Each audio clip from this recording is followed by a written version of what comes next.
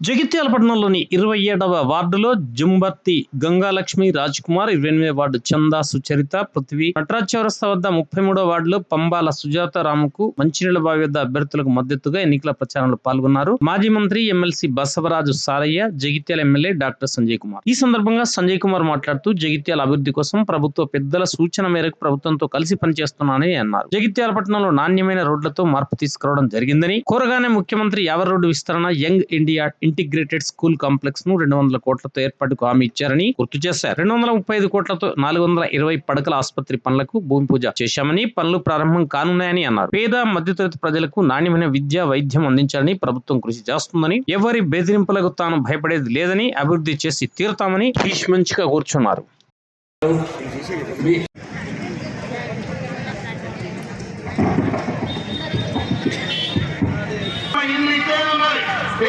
ఇల్లు కట్టుకోవాలంటే మీ కౌన్సిలర్ మంత్రి దగ్గర పోయి కూర్చొని ఇల్లు మంజూరు చేయించుకొని రావాలి. ఎమ్మెల్యేతో పని చేయించుకోలేవాడు, మంత్రులతో పని చేయించుకోలేవాడు. ఇవాళ కష్టమైతుంది అభివృద్ధికి. అందుకే డాక్టర్ సంజయ్ గారు జగిత్యాల మున్సిపాలిటీని అభివృద్ధి చేయాలని ఇవాళ కాగితాలు తీసుకొచ్చి ఇచ్చారు. జగిత్యాల పట్టణంలో మెయిన్ రోడ్డు మొత్తం విస్తరిస్తామనేది ఈరోజు అడిగారు. తప్పకుండా జగిత్యాల ఈ రోజు జగిత్యాల నియోజకవర్గంలో ఇంటిగ్రేటెడ్ స్కూల్ కాలేజీలు తప్పకుండా వాటిని అమలు చేసే పని చేస్తాం. రేవంత్ రెడ్డి గారు ముఖ్యమంత్రి అయిన తర్వాత మరి గత ప్రభుత్వంలో ముఖ్యమంత్రి గారు 8 లక్షల కోట్ల అప్పు చేసిపోయినా కానీ ఈ ముఖ్యమంత్రి గారు ఉన్న బడ్జెట్ సరిపెడుతూ పెన్షన్లు కానీ, గీతాలు కానీ ప్రతి నెల ఇచ్చుకుంటూ మరి ఎన్నో కార్యక్రమాలు చేస్తున్నారు. మహిళా సోదరి మనులకు ఉచిత బస్సు కానీ, 200 యూనిట్ల కరెంటు కానీ, 500 గ్యాస్ సిలిండర్ సబ్సిడీ కానీ, సంఘటన ఇవ్వరు. ఇంత లేక బడ్జెట్ లో కూడా ఈ కార్యక్రమాలను చేపడుతూ రేవంత్ రెడ్డి గారు ముందుకెళ్తున్నారు. మరి ముఖ్యమంత్రిగా రేవంత్ రెడ్డి గారు ప్రమాణ స్వీకారం చేసిన తర్వాత మన గౌరవ శాసనసభ్యులు ఎవరో కాదు, వారు చుక్కగా ఉన్నారు. గతంలో మన పార్లమెంట్ సభ్యులు మన జగిత్యాల ప్రాంతానికి ఈ ఎస్ఆర్ఎస్పీ జనాలప్పుడు మనకు మంత్రులుగా ఎన్నో సేవలు అందించారు. మరి సంజయ్ కుమార్ గారి భార్య వాళ్ళ బలవరాలు అంటే నేను కూడా చుక్కగా ఉన్నది మనోడు. కాబట్టి ఎవరికి చెప్పినా వాళ్ళు కూడా కాంగ్రెస్ కుటుంబమే. కాంగ్రెస్ పార్టీ అభ్యర్థి అందరినీ గెలిపించి జగిత్యాల మున్సిపల్ కాంగ్రెస్ కోరుతూ ఇంతకుముందే పెద్దలు గిరినాభూషణ గారు చెప్పారు. మరి సంజయ్ కుమార్ గారు కాంగ్రెస్ కు ప్రచారం వచ్చారు. మరి రాగానే అందరి వల్ల కొద్దిగా ఆశ్చర్యపోతున్నారేమో. సరే పుట్టింది పెరిగింది మొత్తం అదే కుటుంబం అని చెప్పి క్లుప్తంగా చెప్పారు. మరి మా పెద్దలు బసవరాజు సారయ్య గారు కూడా చాలా పరిచయస్తులేదు.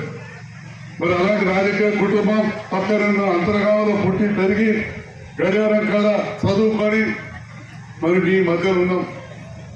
నన్ను 2 సార్లు మీరు ఆశీర్వదించి గెలిపించారు. పోయినసారి మున్సిపాలిటీ గెలిచినాం. ఇక రకరకాల ఇబ్బందులు, ఒడిదుడుకులు అయినా కానీ మరి మీరే చూసారు. కొత్త ప్రభుత్వం వచ్చిన తర్వాత గౌరవ ముఖ్యమంత్రి రేవంత్ రెడ్డి గారితో ఉన్న సంబంధంతో, గతంలో మా పెద్దల కాంగ్రెస్ ప్రభుత్వంతో ఉన్న సంబంధంతో, అందులో ఉన్న చాలా మంది కాంగ్రెస్ నాయకులు నువ్వు ధర్నాలకు పోయి గవర్నమెంట్ వచ్చేది ఏముంది, ప్రభుత్వంతో పనులు చేసుకో, అభివృద్ధి చేసుకో, జగిత్యాల అభివృద్ధి చేయమని చెప్పి వారు కోరారు. జగిత్యాలను అభివృద్ధి చేద్దామని చెప్పి నేను ఆలోచన చేస్తే కొందరు సొంత లాభం అని మాట్లాడుతూ ఉన్నారు. ఈ గల్లీలో కింద మంచి రోడ్ అయితే నాకేం లాభమో, నాకేమైనా పాటలు లేదో మీకు ఎప్పుడు లేకపోతే ఎదురుకునేసరికి అద్దాలకు వేసిన రోడ్డు. మీరందరూ కూడా 20, 30, 40 ఏళ్ళకెళ్ళి వాడకట్టాలు ఉన్నారు. ఈ సంవత్సరం కాలంలో ఈ వార్డులలో వేసిన రోడ్ల పరిస్థితి మీరు చూస్తున్నారు. ఒక మార్పు అనేది స్పష్టంగా తీసుకొచ్చాం. దొంగలు అవుతారు, దొంగలు వారు గుంజుకపోయింది. ఏం గుంజుకపోయినా నేను వాళ్ళు తర్వాత వచ్చారు.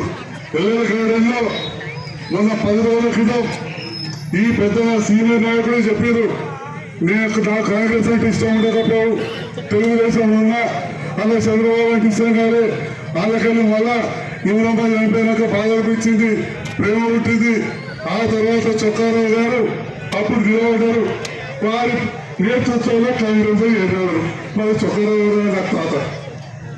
ఈ మాజీ మంత్రి గారికి ఒక పెద్ద మనిషి లెక్క. అయితే నన్ను తొందర పడతారు, లేకపోతే ఎవరు తొందర పడి చేతులు నాయన వచ్చినా ఆయననే ఉంటారు. మా గంగలక్ష్మి ఎట్లా ఇదవుతుంది, వాళ్ళు తర్వాత వచ్చిన వాళ్ళు, మేము ముందు వచ్చిన వాళ్ళు, నాయన వచ్చిన వాళ్ళు. మరి ఈ రకంగా ప్రచారం చేస్తారు, కలబొల్లి మాటలు మాట్లాడతారు. ఇక ఏది సాగకపోతే ఇక ఏం చేస్తారో మీకు అన్ని తెలుసు. ఇక సింపతి కోసం లేదా మాట్లాడతారు. సంజయ్ కుమార్ అనేటోడు ఎవరు వాడు వీడరు, ఎవరు తలదిస్తాడు, ఎవరి ముందు తల వంచాడు, లేదా కళ్ళు దూడువాడు. కానీ కష్టాలలో అండగుంటాం మాత్రం చెప్తా ఉన్నా. పని చేస్తామని చెప్తా ఉన్నా. నేను ఎమ్మెల్యే ఎలక్షన్ ఓడిపోయినాడు ఫస్ట్ టైం శుభాకాంక్షలు చెప్పి ఆ సీనియర్ నాయకుడికి పొద్దుతో ఓడిపోయినా. మీరందరూ మెజార్టీ ఇచ్చారు. కొన్ని పల్లెలు దూరంతో ఓడిపోయినా శుభాకాంక్షలు చెప్పి నవ్వుకుంటూ బయటకు వచ్చాడు సంజయ్ కుమార్. నవ్వుకుంటూ బయటకు పెద్ద నాయకుడికి కల్పించాడు. నేను ఎన్నడూ కూడా గర్వంగా పోలే, ఎవరైనా పేరులే, ఎవరికి పుర్రమని చూడలే, ఎవరైనా తిట్టలే, తిట్లు వదలే. ఇప్పుడు కొద్దిగా మారినాక వాళ్ళు వీళ్ళు అంటున్నారు. తప్పలేదు రాజకీయంలో. ఇప్పుడు చెప్తున్నా కదా, ఈ బుద్ధబుడ్డలో వేరేకుండా తుడుచుకుంటూ పోయి పనిచేయాలి. పారిపోయే పరిస్థితి ఉండదు. ప్రజా జీవితంలో ఆటలు పోట్లు ఉంటాయి. మరి దాన్ని ఏం చేస్తా ఉన్నా మీ అందరి అండ ఉండాలి.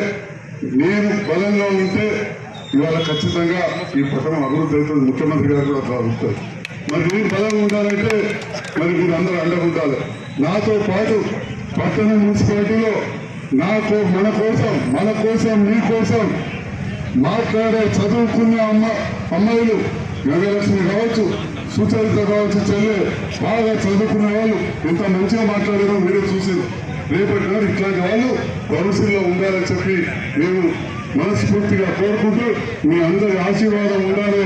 ఇద్దరిని కూడా చదువుతాను, ఇద్దరిని కూడా గెలిపియాలి అని చెప్పి కూడా నేను విజ్ఞప్తి చేస్తూ గౌరవ పెద్ద 235 కోట్లతోని రోడ్లు, డ్రైనేజ్, కాలువ సర్వం అభివృద్ధి చేసిన వ్యక్తి ఎవరంటే ఏకెళ్ళి. ఇప్పుడు ఒక మహిళా కాంగ్రెస్ అధ్యక్షురాలు వాడగానే మొత్తం మహిళలకు వచ్చారు.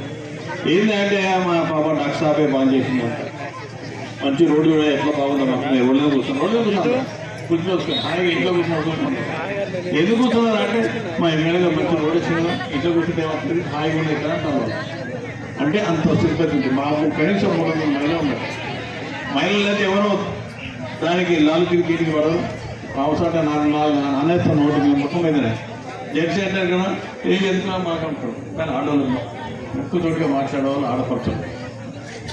మరి ఇప్పుడే చెప్పారు హాస్పిటల్ గురించి. ఎవరు చెప్పినారు? మంత్రి గారు లక్ష్మణ్, మీ జిల్లా మంత్రి గారు. ముఖ్యమంత్రి స్వయంగా విన్నారు. ఏం విన్నారమ్మా? పోతంటే ఏమన్నాడు ముఖ్యమంత్రి? ఏం చెప్పిండు? సంజయ్ అనే వ్యక్తి జగిత్యాల ఎమ్మెల్యే గారు నాకు వచ్చి రోడ్లు అడిగాడు. ఈ జిల్లాకు సంబంధించిన 200 కోట్లతోటి 25 ఎకరాలతోటి అన్ని కుల మత భేదాలు లేకుండా అన్ని వర్గాల వరకు, ఎస్సీలు కానీ, బీసీలు కానీ, మైనార్టీ కానీ, వెల్మలు కానీ, కమ్మలు కానీ, రెడ్లు కానీ, వైశ్యులు కానీ, ఏ కులమైన కానీ అందరూ ఒకటే స్కూల్లో చదవాలి, వాళ్ళు ఏం పెడతా తినాలి, అందరూ సమిష్టిగా ఉండాలి, కుల భేదాలు ఉండద్దు అనే ఒక సోషల్.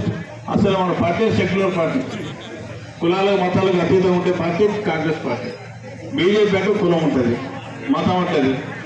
ఎంఐఎం కూడా వాళ్ళేదో ముస్లిం పేరు చెప్తారు. కానీ కాంగ్రెస్ పార్టీ కులాలకు మతాలకు అతీతంగా ఉండి అభివృద్ధి, దేశ శాశ్వత కోసం పోరాటి సాధించిన కాంగ్రెస్ పార్టీ చరిత్ర పార్టీది. అలాంటి పార్టీలో ఇద్దరు మంచి చదువుకున్న అమ్మాయిలు, ఇద్దరు రియాలే వాళ్ళు చూస్తే బాధ అనిపిస్తా నాకైతే. నేను ఒక మిత్రుడిని నేను కూడా ఖరాబ్ చేసిన ఎంఏ చేసినట్లుగా డబుల్ ఎంఏ అనవసరంగా బలమైన చదివి పడితే కౌన్సిలర్ ఓట్లు వేసినట్టు నా ఒక్క లేదు సాక్షి 2 సార్లు గెలిచి ఇట్లా పడుకుంటాను. నాకు అదే బాధ అనిపిస్తాను. ఇద్దరు చూస్తాను 1,00,000 రూపాయలు ఏం కానీ 1,00,000 వస్తుంది. ఇది ఏమవుతుంది? 500 300 అంటే ఎంత చైర్మన్ సార్ ఎంత వస్తుంది నెలకు? ఆందోళన ఎవరు అవుతాం 2,000. 1,00,000 రూపాయలు ఎక్కడ 2,000 ఎక్కడ? 1,00,000 రూపాయలు నౌకరు నుంచి దిగిపోయినప్పుడు 1,00,000 ఇంటికి వస్తుంది పెంచిని. అంత మంచి ఉద్యోగాలు వచ్చారు వాళ్ళు చూస్తే నాకు బాధ చెప్తాను.